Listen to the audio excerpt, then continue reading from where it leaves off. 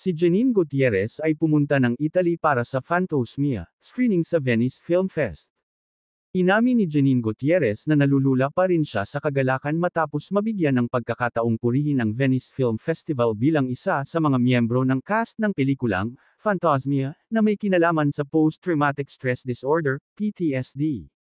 Si Gutierrez ay gaganap bilang reyna sa pelikulang Fantosmia na pinamumunuan ni Lav Diaz na magpe-premiere sa Venice Film Festival sa 2 ng Setyembre. Kasama rin sa pelikula si Ronnie Lazaro, na gaganap sa pangunahing karakter. Dahil nasa Italy ang aktres, mawawalan siya ng ilan sa mga promotional activity para sa drama na Lavender Fields, bagamat nagpapasalamat siya sa cast at crew sa kanilang pangunawa. Sobrang happy ko. At sobra rin ang pasasalamat ko sa Lavender Fields, kasi pinayagan nila akong maging away for a week to attend. I'm so happy. And I'm so grateful to the Lavender Fields team because they allowed me to be away for a week to attend, ani Gutierrez sa panayam kay MJ Marfori sa pamamagitan ng TikTok.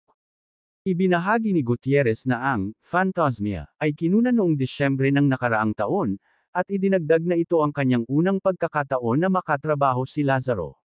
Nagpahiwatig din siya na gumawa siya ng isa pang pelikula kasama si Diaz bagamat itinatago niya ang kanyang mga labi sa mga detalye. Sumisigaw at umiiyak ako, noong nalaman kong pupunta ako ng Venice. Hindi nila sinabi sa akin agad, sinabi lang nila sa akin na, nasa festival, ang Fantosmia, with Direk Lav, she said.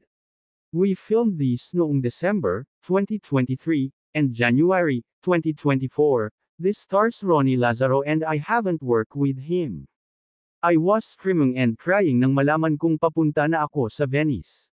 Hindi nila sinabi sa akin kaagad. Sinabi lang nila sa akin na ang pelikulang Fantosmia ay ipalalabas sa isang festival kasama si Direk Lav.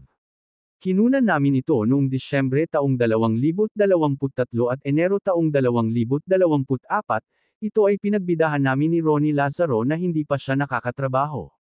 Sa pagpindot sa tema ng pelikula, sinabi ni Gutierrez na iikot ito sa pakikibaka ng karakter ni Lazaro sa Fantosmia, isang kondisyon na dulot ng PTSD. Parang may naaamoy ka kahit wala naman talaga, because of someone's trauma and past experiences. Yun ang kondisyon ni Tito Ronnie, babalik siya sa mga lugar, kung saan siya nanggaling, para mabalik ang mga nagawa niyang mali, and isa ako sa mga karakter na makikilala niya, she said. Parang may naaamoy ka, kahit hindi mo talaga kaya. Dahil sa trauma at past experiences ng isang tao, which is Tito Ronnie's condition.